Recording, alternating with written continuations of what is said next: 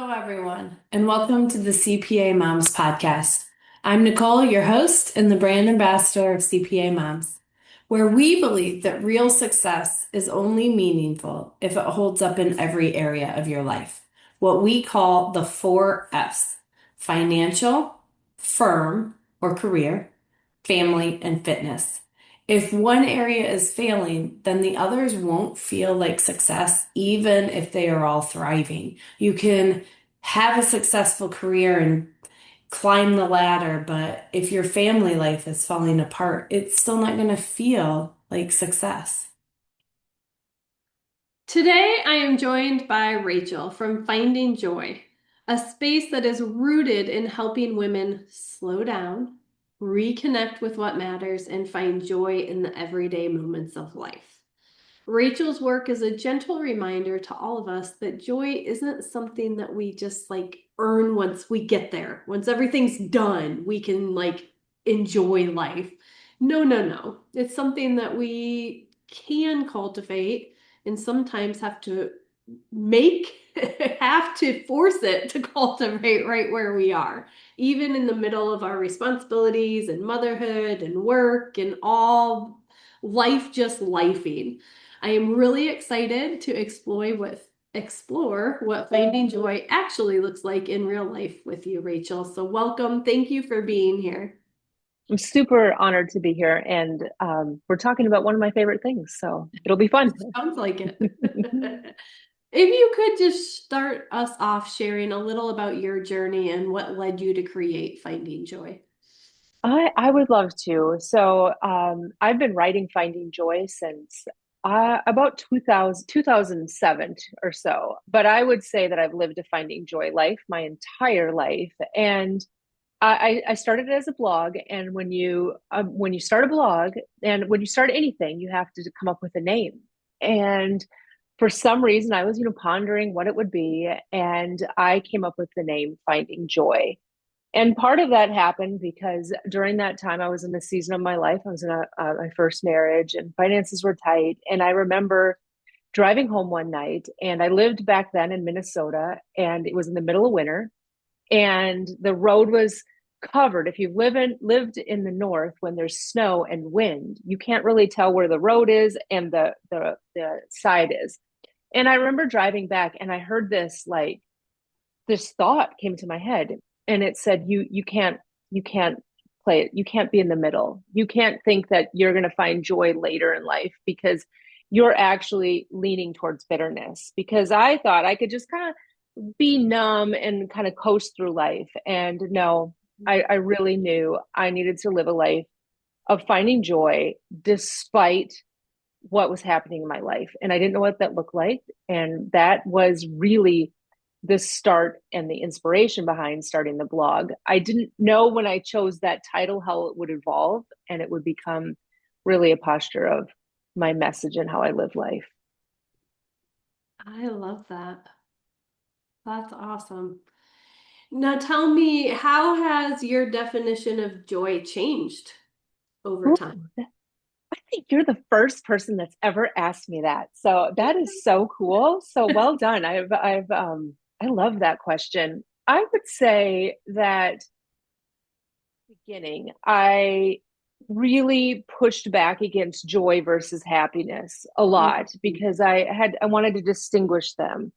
And one of the things that I've discovered is part of joy is allowing ourselves to be happy too, because I think especially as moms, we put being happy kind of on the shelf.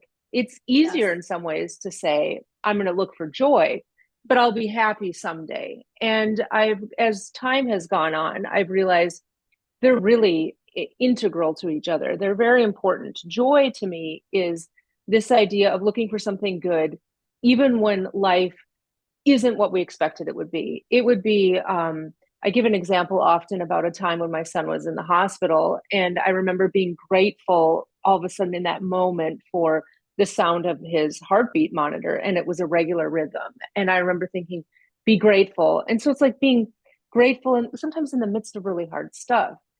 And I was a little bit, say, I was a little bit like pushed happiness away until in the last 5, 6 years, I've realized, you know what? It's really important to have both.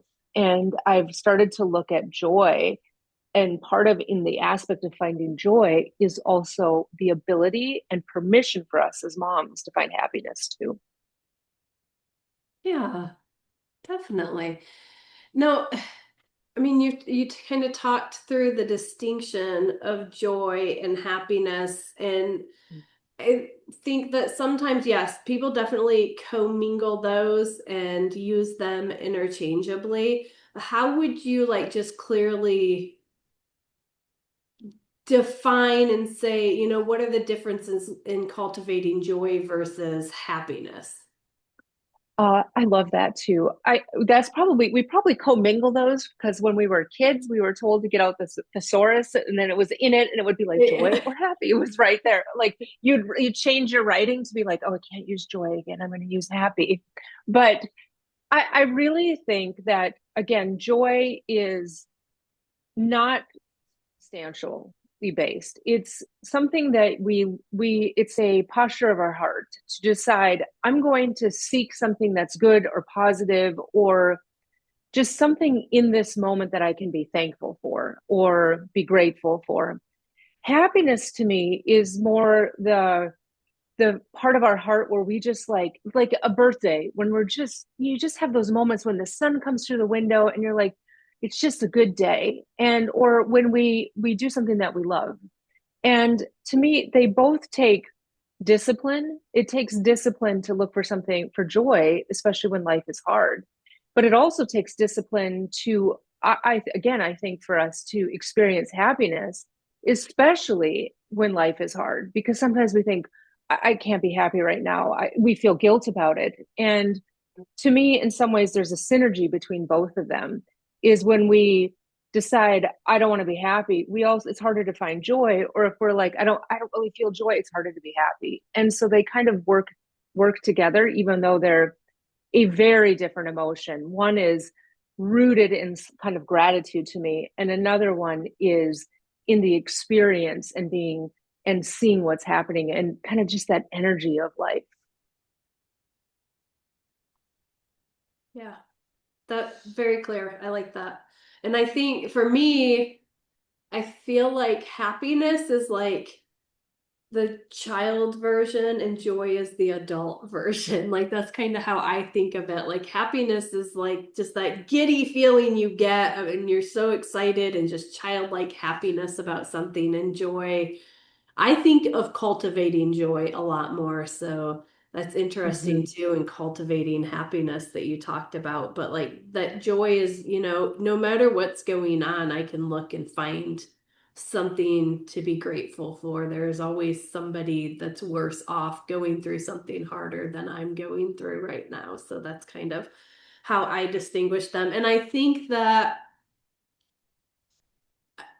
another reason that I separate like as childlike and then adult is because you just think of kids being happy and just excited Mm-hmm. about life and ready to dive right in to everything. And I feel like we kind of lose that as we get older and like really enjoying the activities we're doing. We're just kind of sludging through them. Enjoy, we then get more into like, you should be grateful, you should practice gratitude for things. Right, right. I actually, I really do appreciate that you bringing that up because in the last couple of years, as I've explored happiness a little bit more, I've started to realize that that childlike wonder. Mhm. There's a point in life where we just kind of are told, stop daydreaming, don't twirl around, don't do all that stuff, and we lose a little bit of that wonder, and yet it's still such an important part of who we are. And so if you look at like joy as the top of the umbrella, and then there's this section within it where there's happiness, and then there's gratitude and stuff. And the happiness part is it's almost again allowing ourselves to experience that emotion, that other range of it. I think back to if anyone's seen the Inside Out movie, and there's joy and then there was sadness in there. But I think the opposite too is that happiness part is we need all of these emotions and they're beautiful when we allow ourselves to say, okay, I'm feeling happy right now. And maybe it's taking a run or doing something that, enjoying the coffee and then writing about it later. That brought me joy today. Hmm. Yeah. And sharing with others. I feel like sharing with others always just makes it more real and Mhm. just revitalizes it in you. Yeah, there is something powerful about sharing that, and then about creating that reciprocity with other women and other moms, where it's not thought of as like this competition too. I think it's very easy for us to sink into like, well, like I should be feeling that, versus really loving her for her story and the fact that she's appreciating and having a great day. Because when you're having a great day, it's awesome to have a group of girlfriends that are celebrating with you. And so I really like to lean into that, like being happy and grateful for somebody else that's having that experience. Yeah, definitely. And okay, so we have a wide audience here.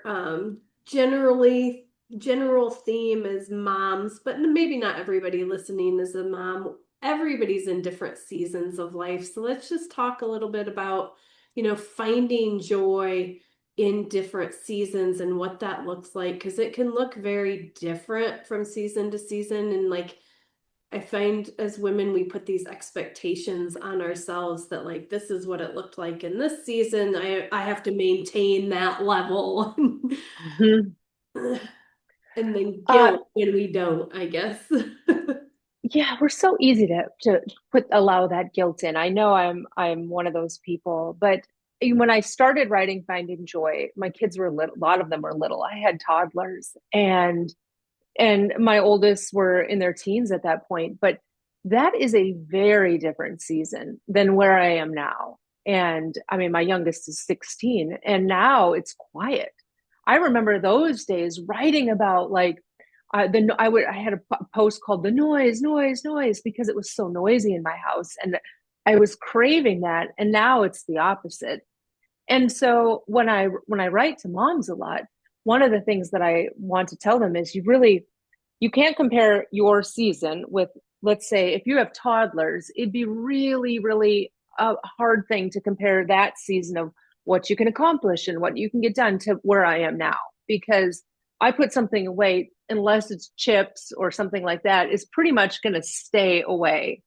But back when they were little, it was like you were just constantly moving and things were constantly evolving. So joy meant these little snippets. It was really about little bits of time. One of the things I would do was I would get coffee at the Caribou or Starbucks in Minnesota, and I would take the long way home because it was like this little chunk of time where I could be by myself.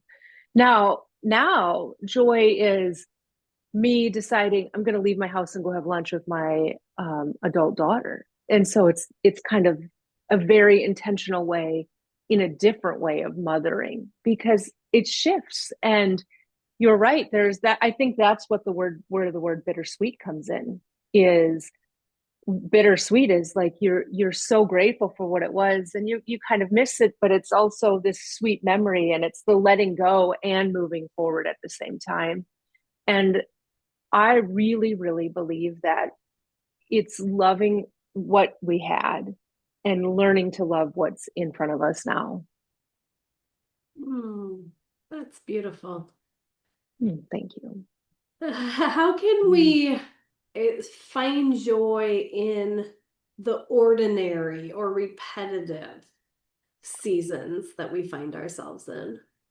Which I would like to say is probably 80% of Yes. it. Yes. Most of our life. The best for me of that is if you've ever gone through a really hard time, or your life has been disrupted. And if you can't even think of something, you could think back to the early days of the pandemic, and Mm. every one of us wanted normal again. We all wanted life to go back to normal, and normal is ordinary.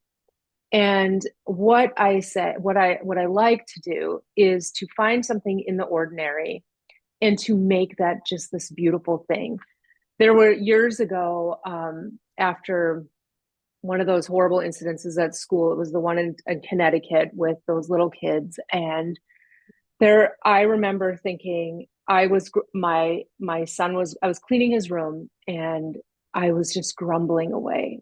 And I remember thinking those parents of those first kindergartners and first graders would have wanted anything to be able to clean a room. And so at that moment, I decided I'm going to make vacuuming always this thing in the ordinary that's I'm grateful for. And to this day, he's 20 now.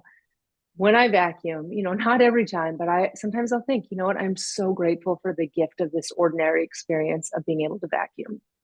And when we can take something that's very, very ordinary and realize that's actually the extraordinary moments, that's what we want when life gets a little bit chaotic, it helps to kind of break up the mundane.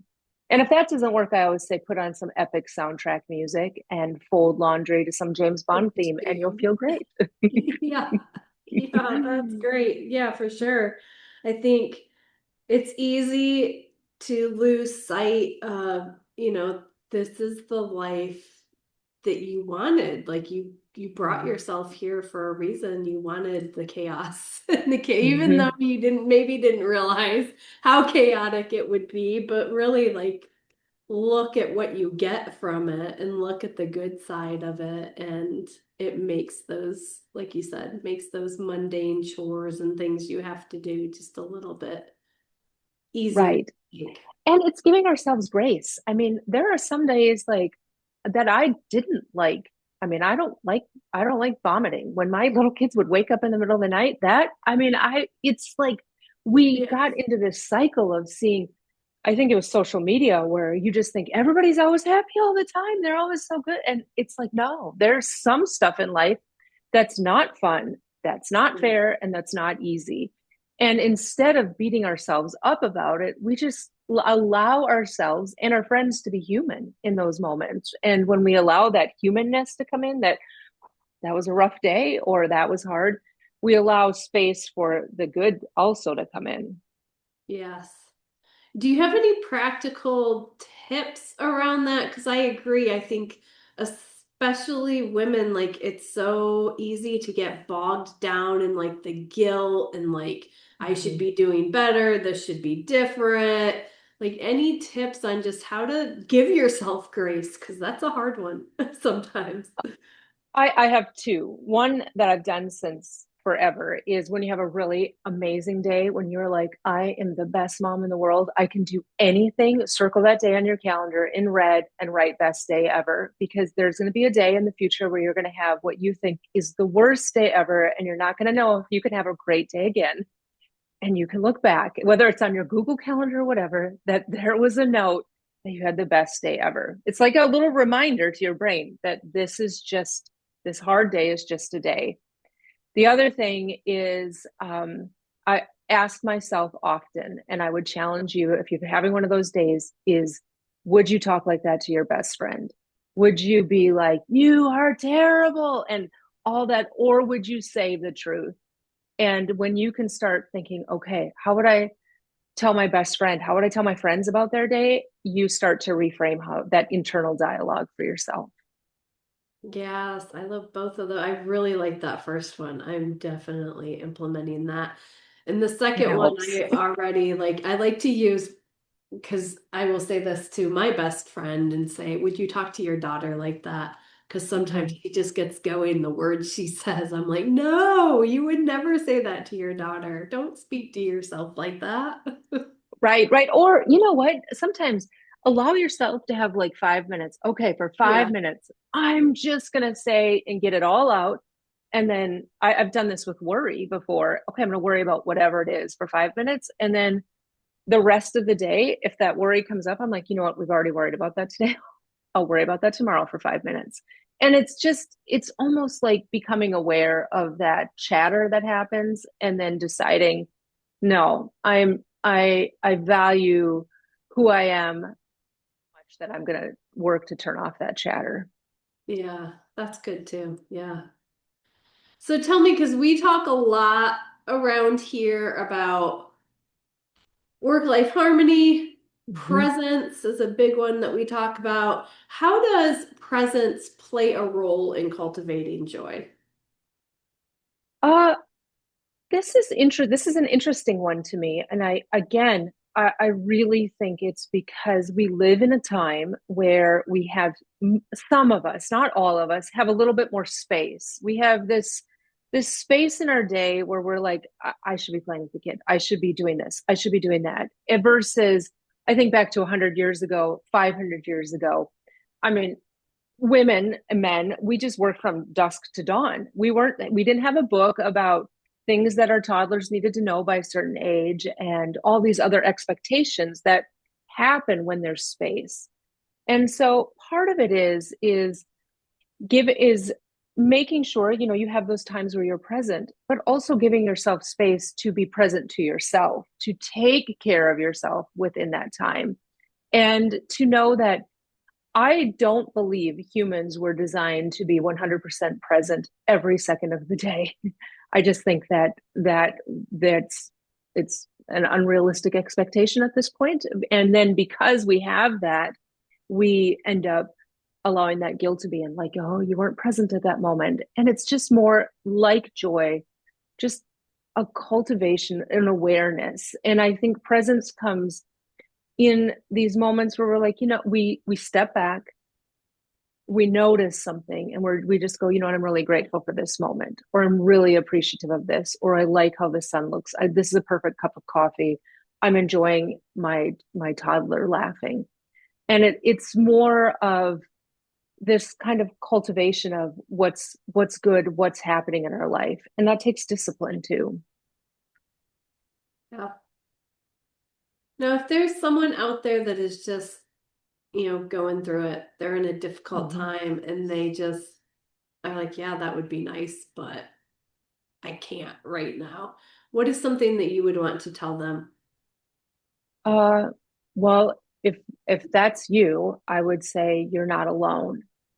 When you're going through a really hard time, and I've gone through this journey, I've gone through moments in my life, and one of the things that you feel is like, I am the only one.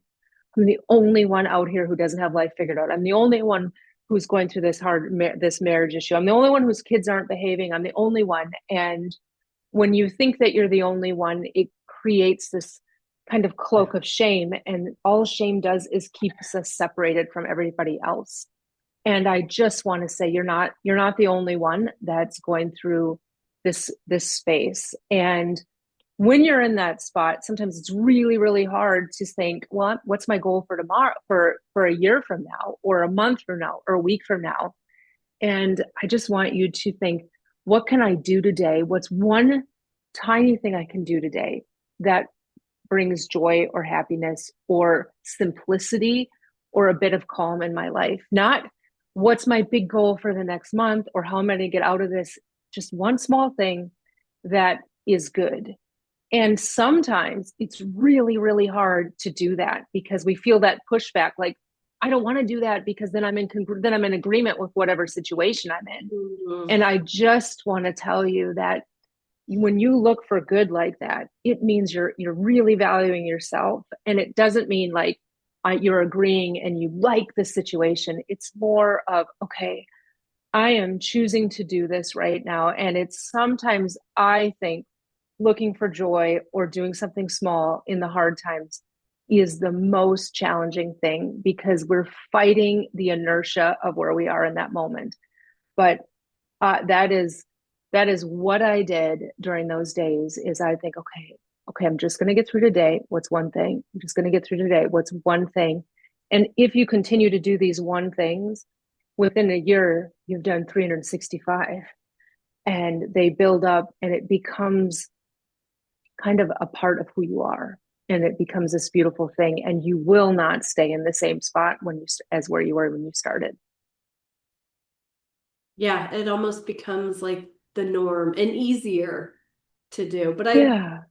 I love that you didn't, you said even in the midst of it, like just choose one thing, not like just ignore the circumstances or pretend they aren't there, or like just You just got to think about it differently, which sometimes are, things you hear, it's really not that bad. Well, but when you're in it, it is. And so you're not just denying, what you're going on or what you're going through, but recognizing it and still choosing joy. Yeah. Yeah, because life, I mean, I remember with my youngest who was celiac and he has to get lab draws all the time. And when he was 3 or 4, I had like when you have to do a lab draw with a little kid, it's just not Mhm. it is not fun. They do Mhm. not like it. And he just had was it was kind of a repetitive thing at that point. He'd been sick a lot. And I remember being in the clinic and kind of holding him down and saying, it's okay, it's okay. And then it hit me, you know what? Why am I telling him this is okay? It's not. This is not in the world of okay things. It's not. And I said, you know what?